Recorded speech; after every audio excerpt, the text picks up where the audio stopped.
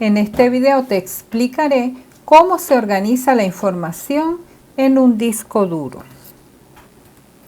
Con el desarrollo de los sistemas de memoria virtual y de los sistemas de caché de disco, los cuales han sido explicados en lecciones anteriores, surgió la necesidad de dividir la memoria RAM en secciones de tamaño uniforme, donde estos tamaños están relacionados con la cantidad de información que se puede leer o escribir de manera conveniente y relativamente eficiente en un disco duro. Y como sabemos, a estas divisiones se les llama páginas. Además de en la RAM y en la caché, los discos magnéticos o discos duros que forman parte de la jerarquía de memoria también permiten almacenar información en una computadora. En el almacenamiento en disco, un sector es una subdivisión de una pista en un disco magnético o disco óptico. Cada sector almacena una cantidad fija de datos accesibles para el usuario. Tradicionalmente son 512 bytes para unidades de disco duro y 2048 bytes para CD-ROM y DVD-ROM.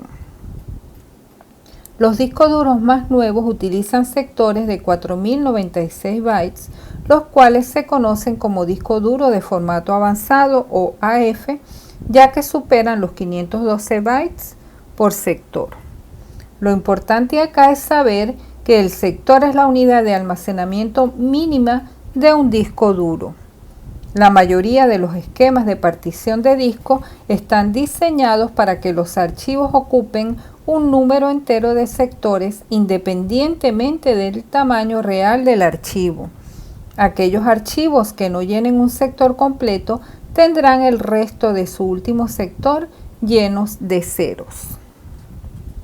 El proceso que se realiza para leer o escribir en un disco consta de dos pasos.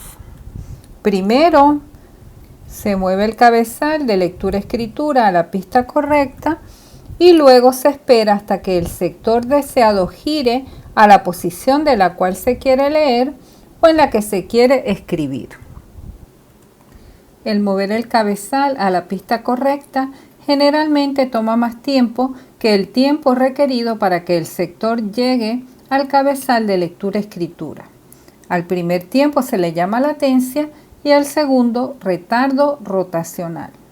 Por lo tanto, es eficiente ya que toma menos tiempo de transferencia de datos si los datos que tienden a ser referenciados juntos se almacenan en la misma pista.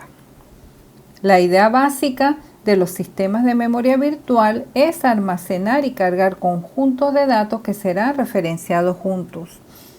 Por tanto, se pueden almacenar y cargar estos conjuntos de datos como páginas en y desde la misma pista, por lo que las páginas serán múltiplos del tamaño del sector que utilizan los discos duros del sistema. En esta figura se observan ejemplos de diferentes computadoras y sus tamaños de páginas. La segmentación de la memoria, la cual también ya estudiamos, es la división de la memoria principal de una computadora en segmentos o secciones, igual que como con las páginas, excepto que las páginas son de tamaño fijo y los segmentos pueden ser de diferentes tamaños. En un sistema de computación que utiliza la segmentación, una referencia a una palabra de memoria incluye un valor que identifica un segmento y un desplazamiento, es decir, la ubicación de memoria dentro de ese segmento. Los segmentos generalmente corresponden a divisiones naturales de un programa, como por ejemplo funciones individuales o tablas de datos, por lo que la segmentación es generalmente más visible para el programador que la paginación. Se pueden crear diferentes segmentos para diferentes módulos de un programa o para diferentes clases de uso de memoria, como segmentos de código y segmentos de datos. Algo importante de los segmentos es que también se pueden compartir entre diferentes programas.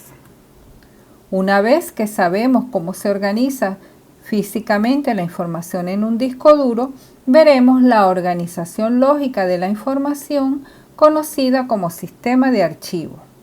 Un archivo es un recurso de la computadora que permite registrar datos en un dispositivo de almacenamiento de la computadora que pueden ser leídos en cualquier momento. Esto es, permite almacenar información que puede ser recuperada cuando así se desea. Haciendo una analogía, de la misma manera que las palabras se pueden escribir en papel, la información se puede escribir en un archivo de computadora. Existen diferentes tipos de archivos de computadora, los cuales han sido diseñados para diferentes propósitos. Un archivo puede estar diseñado para almacenar una imagen o para almacenar un mensaje escrito o un video o un programa de computadora o cualquiera de una amplia variedad de otros tipos de datos. Además, algunos tipos de archivos pueden almacenar varios tipos de información a la vez. Por ejemplo, los archivos multimedia. Como sabemos, al utilizar programas escritos en algún lenguaje de programación, una persona puede abrir, leer, cambiar y o cerrar un archivo de computadora, el cual se puede volver a abrir, modificar y copiar tantas veces como sea necesario. Como les mencioné anteriormente, los archivos se organizan en un sistema de archivos. Este sistema realiza un seguimiento de la ubicación de los archivos en el disco duro y permite que los usuarios puedan acceder a estos archivos. En la mayoría de los sistemas operativos modernos, los archivos se organizan como matrices de bytes y su formato se define de acuerdo a su contenido, ya que un archivo es simplemente un contenedor de datos. En algunas plataformas, sin embargo, el formato del archivo lo dicta la extensión del nombre del archivo, que especificará las reglas sobre cómo se deben organizar e interpretar los bytes del archivo. Por ejemplo, los bytes de un archivo de texto sin formato .txt en Windows están asociados con caracteres ASCII o UTF-8, pero los bytes de archivos de imagen, video y audio se interpretan de otras formas muy diferentes. Además, la mayoría de los tipos de archivos también asignan unos pocos bytes para los metadatos, lo que permite que un archivo lleve información básica sobre sí mismo. La información en un archivo puede consistir en paquetes de información más pequeños. A menudo a estos paquetes se les llama registros o líneas, que son individualmente diferentes, pero comparten algunas características comunes. Por ejemplo, un archivo de nómina puede contener información sobre los empleados de una empresa, incluidos los detalles de su nómina. Cada registro en el archivo de nómina concierne a un solo empleado y todos los registros tienen la característica común de estar relacionados con la nómina. Por su parte, un archivo de texto puede contener líneas de texto correspondientes a líneas impresas en una hoja de papel. Alternativamente, un archivo puede contener una imagen binaria arbitraria en formato BL o B. Los ejemplos más comunes de este tipo de archivos son los de imagen o audio, los archivos comprimidos o los datos para hojas de cálculo. Además de datos, textos, imágenes o audio, un archivo puede contener código ejecutable. En computación, el código ejecutable o archivo ejecutable o programa ejecutable, a veces denominado simplemente ejecutable o binario, hace que una computadora realice las tareas indicadas de acuerdo con las instrucciones codificadas en el programa, en contraposición a un archivo de datos que debe ser analizado por algún programa para que sea significativo.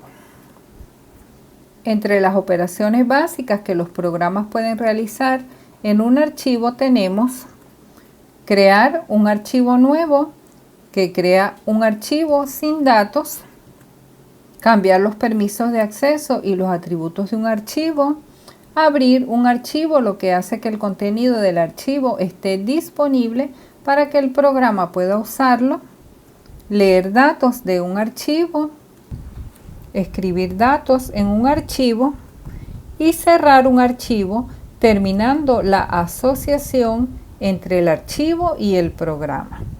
En el próximo video te explicaré los sistemas RAID, que son sistemas conformados por un gran número de discos duros que operan en paralelo.